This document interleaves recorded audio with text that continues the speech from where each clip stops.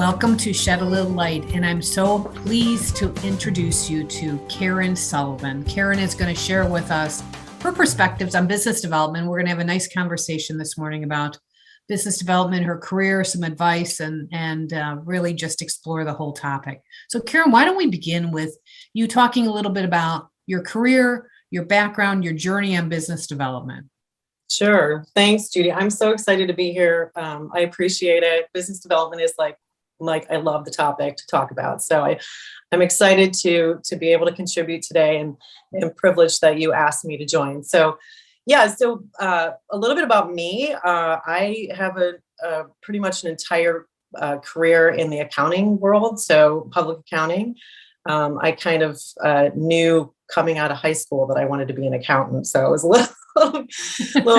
went to school for accounting, and then I started in public accounting as a client service professional, so serving the clients. I then moved after a number of years serving the clients into a business development and growth role for the firm.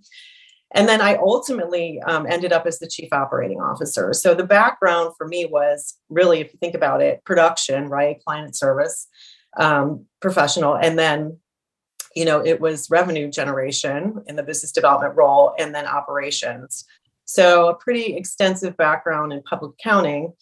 And then a number of years ago, Bernstein approached me and asked if I would entertain the financial advisor in wealth management, private wealth management, which, for me, I had a great career, and I wasn't really, necessarily looking to change or anything, but, it was really intriguing. They kind of talked to me about the fact that because of my background in being a CPA, that it would be really additive to this role. I've worked with business owners, middle market companies, and the families for so long that I understood sort of what, high net worth individuals' needs are. And really, Bernstein itself, after I learned more about the organization, is an amazing organization. They're just the depth of resources, the organization as a whole, and the way it's structured was very appealing to me. And then ultimately, I was really excited just to get back to working with clients again. So it's been an excellent journey to where I am now.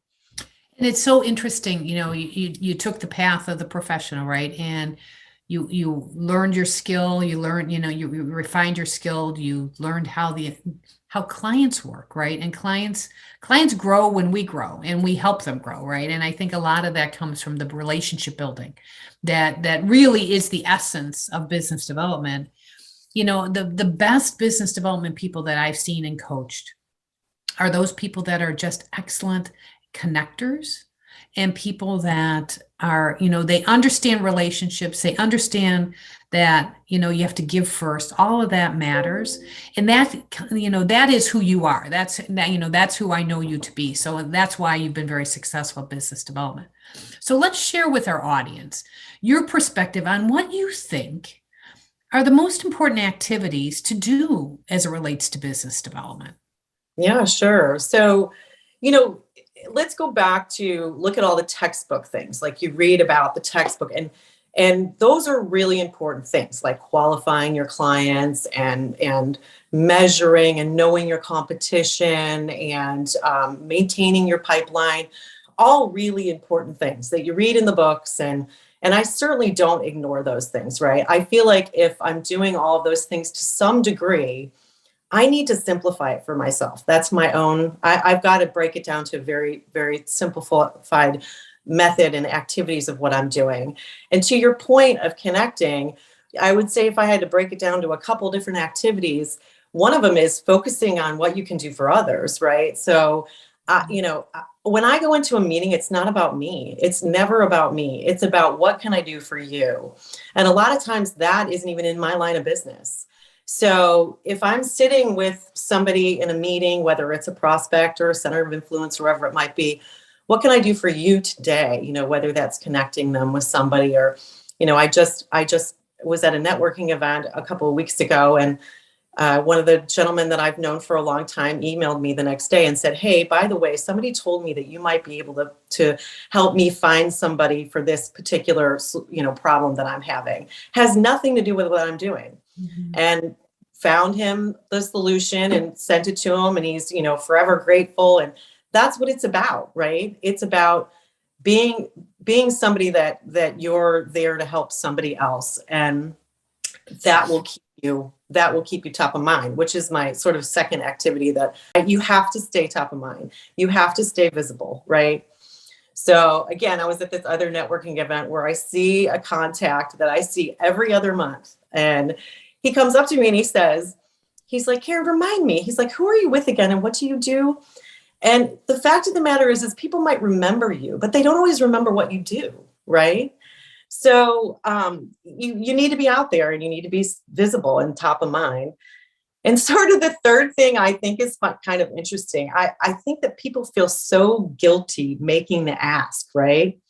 Well, why would I not say to somebody, or would you benefit from what I do? That's what I do, right? So just being okay with making the ask. And guess what? The answer might be no, and that's okay, right? So I would say those. And they may know somebody else, I Yeah, mean, right. it may be no for you now, right? Yeah, But maybe they know another person that could benefit from your services. exactly. And I think if I come in sort of with that simplified approach, but I'm doing all of the other things, the business development you need to do, to some degree, you don't get caught up in the plan and the process. You can really move to execution, right? Right. That's an excellent perspective, and I do love the keep it simple, because I think business development and in the coaching that we do, right? Professionals continue to say, "Oh my, it's too hard, it's too complicated." It really isn't. I mean, when it comes down to things, it really is.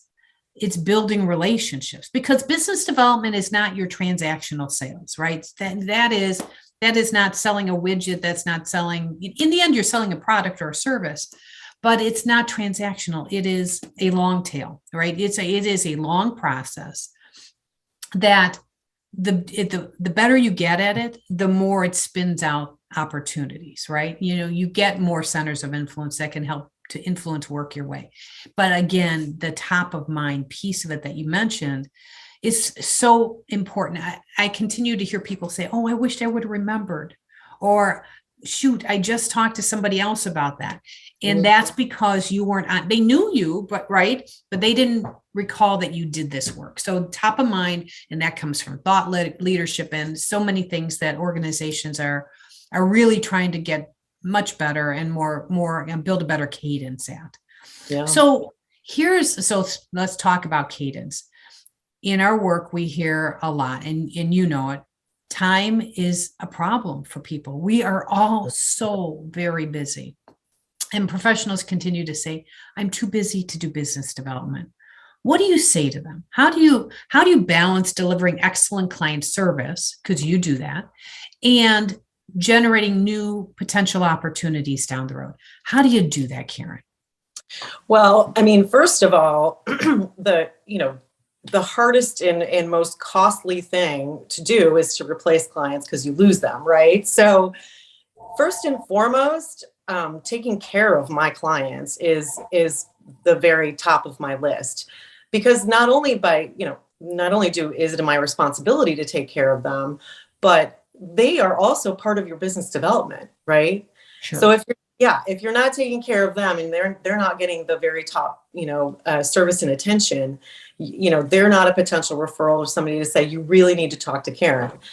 But this is a challenge for everybody, right? Time management, calendar management is a very a difficult thing in our day and age, and technology, and how fast paced we are and everything. But I kind of live and breathe by my calendar. I really do. Crazily enough, I do in January look at my entire year. I start that way, and I say, "Okay, here's my 12 months. Obviously, that's dynamic, and it's going to change and everything else, and you need to be flexible to that. But look, I know I work with my knowns. I know there's certain networking events that happen monthly. I know I have a board meeting every quarter. I know, and I put it out, and I then say, okay, where in my calendar do I have room for this, this, and this, right? So that's a very broad approach at the beginning of the year. But then I tend to just try to get up early and get my client work done in the morning before the phones ring and before the email goes off. And a lot of my business development activities is in the latter part of the day, which is, lunch or a networking event in the evening. But being disciplined about the calendar is really, I put everything down in there, even to my travel time, right? Because let's be realistic, it's going to take me 30 minutes to get from here to here. So I don't, I also think that you have to mix business with pleasure, right? And I might on Saturday be taking my clients out golfing or taking them to a fundraiser on a Friday night or whatever it might be. Those are all things those are business development related type things that, you mix business with pleasure. So. And that's also a really important point, is that you do have to have a little bit of fun with this. There's a book out, Atomic Habits by James Clear, and he talks about, it has to change a habit or to create a habit, to get better, 1% better every day. You have to find joy in it, right? It has to be enjoyable for you. And I think the other piece of it is, you can't dread this. You have to really, and if you do, then you really have to think about it. Are you in the right career? Because developing business, if you're a professional, is an essential part of being a professional, right? You can't escape it. And if you really, and there are people there that this is just really challenging, and so it may be that their role is a little different, right? Their role may be a different role in the business. And I think a lot of that is to be honest with yourself. And it's how you frame things, I think, a lot of the times too. If you see this as just, it's a burden to do, that's how it'll feel. If you see this as an opportunity to make an impact in somebody's life, because you may connect with them with somebody that's going to help their kid, well, that's a whole different perspective on business development. And I think that's that whole abundance philosophy that you and I both live by, is the more that we can put out and bring to people's lives, the more that it's better for the world, and hopefully it'll spin back to us eventually, right? Right. And when you're doing that, you're also building your personal brand, right? You're showing people who you are. And I'm a big proponent of building your own personal brand. How do you think, let's talk about personal brand for just a second. People ask, how do you do that? And it's, there's a whole like everything in life, there's a process. You can do these 5 steps, but really, how have you built your brand over time, Karyn? Yeah, it's an interesting question. I've actually never thought about it, like the process, right? But I've thought about the personal brand, but I haven't thought about the process. But, I think that it's a very personal thing from the perspective of who do I want to be as a person? And that's what I'm going to project. When I think about my personal brand, I think about my kids, right? I think, okay, when my kids look and they see their mom as a role model or whatever it might be, or now they're young adults, but when older in life, when they're raising their children, what do they want to say about who their mom was? And it's very personal, but that's who you are in business too. It's, I want to be trustworthy. I want to feel like I'm bringing solutions. I want to feel like somebody can pick up the phone and call me, just like I want my kids to pick up the phone and call me when they need something or they're having a problem. So the communication that I portray, whether it's on social media or whether it's in my meetings, is that of, trust and solutions and helping. And those are what surrounds my conversations, whether that's in personal or business. So I think over time that's built, a personal brand for myself. That's great. And your personal brand is, I knew of you through a couple of my other colleagues, and how they always portrayed you was Karyn's professional. Karyn can be counted on. If her word, what she says, her word, if she honors it. Those are things. And I think people have to remember, everything we do every interaction that we have, every extension of ourselves to try to help others, that does influence the perspective on that person's personal brand. And especially in our business, in your business, trust is an essential piece of that. And those intangibles that you were just talking about around your personal brand really help to shape whether or not people are going to be willing to, they're going to be willing to trust you with their money, right? And with their livelihood and with the legacy for their families and their children. I think that's so much a part of the personal brand. And I think people forget that it can't be just about me. It really has to be about others and how you open this. I think that's great. Yeah. So you talked about, the ask, right? And we portray that as a kind of leveraging contacts. Is there, I think a lot of it is about timing, right? So, you can't like come into a room and just ask for people's business. That's not a cool thing to do, right? It is, you have to kind of build a relationship around that. When do you know it's time to start to leverage? Or is there any cue that, oh, maybe I should be asking a little bit more, or maybe I should be inviting them to become a client of ours? Yeah. What's the cue for you? Well, there's a process I kind of go through to help me get to that cue. And it's the age old, saying of stories, right? Stories. I mean, if I'm meeting with somebody, whether they're a prospective client or whether they're just a friend or a center of influence or whoever it might be, a professional contact, look, if I tell the stories, and when I say tell stories, I'll be like, okay, here's a situation that happened to me last month with a client. I never say clients' names, inappropriate, but can tell the story about what I'm doing. First of all, it's extremely non-invasive, right? People want to hear stories. They don't want to hear my list of products and services. So if I'm telling stories about what I'm doing, oftentimes somebody who I'm talking to either knows somebody, oh, I know somebody in that situation, or I have that situation, or whatever it might be. So by using stories about what I do and the things that I'm doing with my clients, or even non-clients, really, you can see a light bulb go off. And when I see a light bulb go off in one direction or another, I know that I can start to make an ask, right? And I don't just walk in and go, hey, you should be a client of Bernstein, right? That's when I say make the ask, it is at the appropriate time. But I use those stories to make light bulbs go off.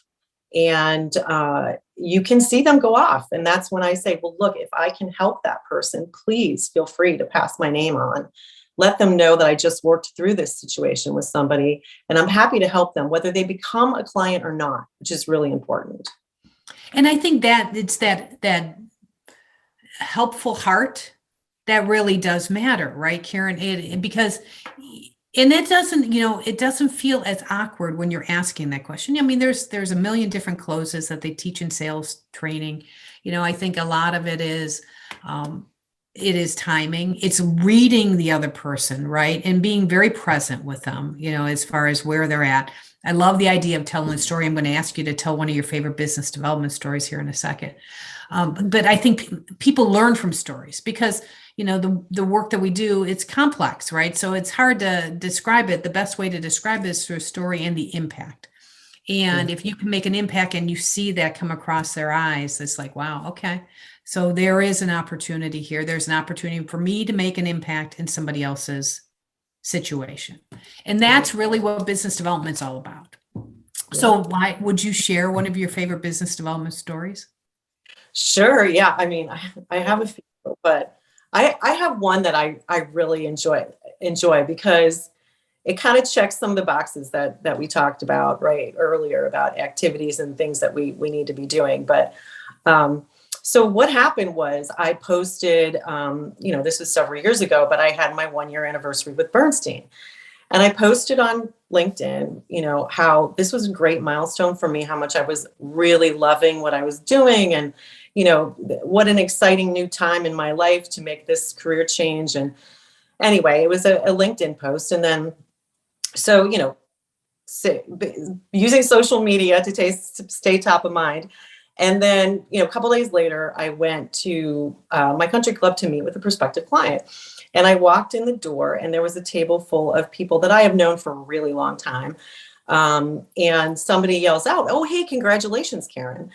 And I was like, "Congratulations." And somebody else at the table says, "Why are you congratulating her? What happened?" And he said, "Oh, I saw your LinkedIn post. You've been doing this for a year. That's exciting. Do you like it?" And the other family was like, "What are you doing? We didn't know you changed jobs." And I said, "I'm in wealth management now." And they looked at me and they said, "Oh my gosh, we had no idea. We'll call you Monday." And so I finished up my meeting, and I, of course, follow up is a huge part of business development. And I woke up on Monday morning and I texted them and I said, "Hey, it was great to see you. I just wanted to reach out. You mentioned, you gave me some of your pain points with your current wealth manager, and I'm happy to help." And they said, "Yeah, 100%. Let's set up a meeting this week." And within a couple of weeks, they had moved their money over. But it checked a couple of boxes. Okay. It checked the box of staying top of mind, being on social media, being in places where clients could potentially be, right? Being out and about. It checked the box of one of the reasons why they wanted to move to me was, again, going back to that personal brand, right? They're like, we trust you, you know us, the dynamics of our family, there are some different dynamics in their family. We know your background, we know your experience.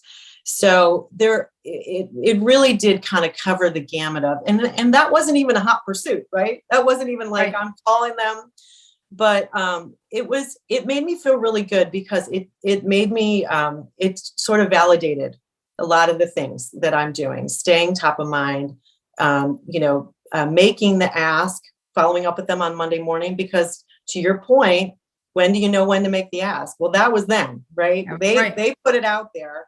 And then, understanding the importance of social media and also, my personal brand, right? It worked. So that's a great story, and congratulations on that, because I think the other piece for all of us as professionals to remember is whenever we are out, whenever we are posting, on social media, you never know who that potential opportunity could be. Right. Yeah. I mean, I think, in many ways you have to, you kind of say the world is your stage, right? And really you're an actor in it, and making sure that everybody knows the role that you can play. And I think that's a great story to share. So thank you for that. And so, to your point, I do love it because you said it, you don't know where your next client is coming from. Right. It's a great, and that's the fun part of it all. Cause it's like, wow, who knew that? Sometimes you say it's serendipity. I like to say it's just, it's really solid planning. You were taking care of a client, and that was the other piece. You were also meeting another client to take care of them. So they see you in action. Right. And I think that's one other thing that I counsel people on all the time is, don't just be in motion, be in action where you are actually making an impact, right? With clients, with colleagues, with centers of influence, because that's what people see and that's what people respect, a lot of it, right? Yep. So, as you're thinking about professionals and you've had the chance to work alongside some amazing people, upskilling, getting some skills in business development. Are there a couple of favorite things that you think people should make sure that they're skilled at? So that they can be successful in BD? Yeah, some of them are pretty basic and are said over and over and over again, but I can't emphasize the most important thing is listening, honestly. Listening, I mean, you can say it over and over and you can teach it and you can advise it, but some people just don't do it, right? So, but not only listening, when I meet with somebody, I ask a lot of questions because that gives me the opportunity to listen. And then I really listen. And then I repeat. And I don't mean like in a weird way, repeat, but you sort of you can repeat back to them what you've heard. And that validates that you're actually listening and digesting what they have to say. And it's so important because how do you know whether they have a need or whether, they have a point or anything else unless you're listening to what they're saying? So I would definitely say listening. And I would also say the following up. When I go into any meeting, I follow up, even if there's no action item, even if it's just an email that says, look, what a great meeting, what a great discussion. I'm so glad that, we had that opportunity to talk. I would love to continue to nourish this relationship, and maybe repeat a few things that were said. And it's like, wow, she was listening. We had a good conversation, and you sort of solidify the follow-up. And it validates that meeting was important to you, right? And this isn't really more a skill, but it's definitely a discipline, is that, look, this is more than an 8-hour day, right? And I don't mean that you have to be out every night or anything like that. But, a lot of business development doesn't necessarily get done between 8 and 5. And so if you can, again, it's not necessarily a skill, but more of a discipline. If you can understand that this goes beyond the 5 o'clock day, it's important. And I guess the last thing I would say is really being memorable and creative. You got to be memorable, because, there's a lot of people that do what I do out there.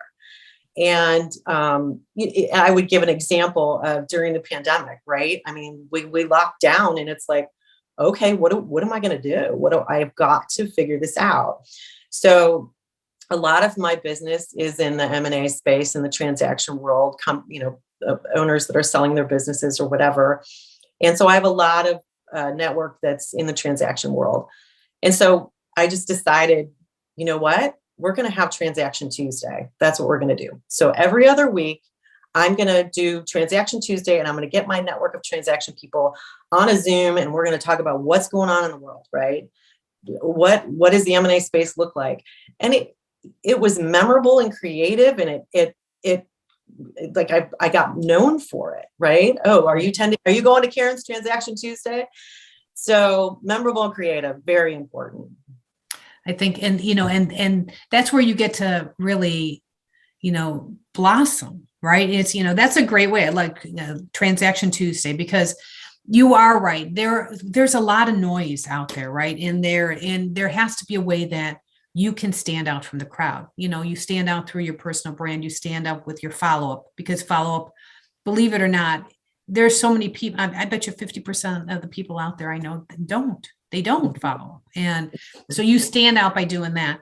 You stand out by being a great listener. And I love the creativity, that piece, like we do shed a little light. We're trying to shed a little light on topics that are important to professionals. Yeah. I think, there's in kind of all things human, right? There's 3 things that people need. And the first thing is to be heard and understood. The second thing is to be valued and respected.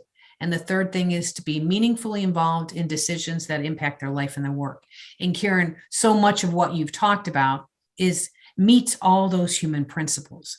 And that's the essence of what business development and any relationship building is all about. So thank you for that.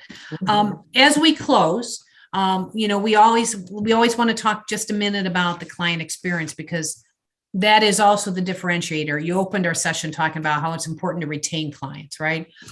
Are there things that you're doing, because this is becoming a very, very important area that people are kind of doubling down on? What are we doing on the client experience? Not just client satisfaction, but what's the experience like? Is there anything that you can share with our audience about that? Yeah, I mean, I would say from a client experience standpoint, it sounds a little trivial, but it's amazing how many people are non-responsive, right?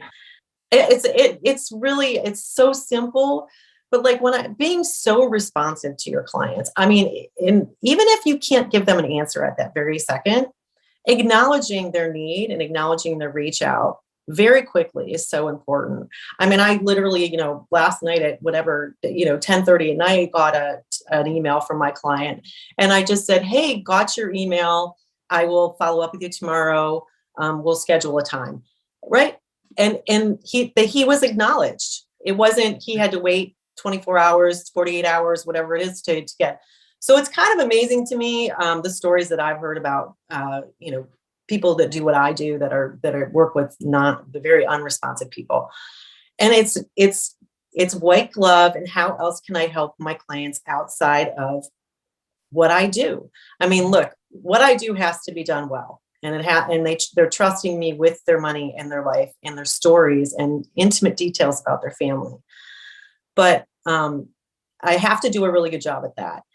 But if I can help them in other ways, I mean, I have clients that call me. I have a client whose husband passed away, and, awful time. What an awful time. And she called me for like 10 different things that had nothing to do with what I do. And being there and, hey, can you be over at my house in an hour? And absolutely, I will get in the car because you are going through a really rough time right now. And what do we need to check off the list today? And what can I do for you to help you through this moment? So nothing earth-shattering from a client experience standpoint, other than you are solidifying a very, very loyal and close relationship when you do those things that are outside the realm of your responsibilities. So, all right. Thank you. Karyn, this has been great. Thank you so much for spending time with us today, talking about business development, all things Karyn, right? And really your perspective on it, because I think it is you're spot on. It is, it's your brand, it's what you bring to the table, it's your responsiveness, it's all of these things that matter. Every little thing matters. And don't be afraid of it, because that's the other thing. I think if you have these great relationships, sometimes we all stub our toes, right? If you have a great, solid relationship, people embrace it, and they make sure that, they forgive you for anything that does go wrong. Right. So I think that's the other piece about client retention is if you have these rock solid relationships, when things happen, you can move past it. So with that, thank you again. You have been awesome for our audience. I appreciate it. And we'll have your contact information on there, just in case anybody has an interest in exploring that with you and with Bernstein. So thank you again. It's been a pleasure. Thanks, Judy. Keep doing what you're doing. All right. Take care.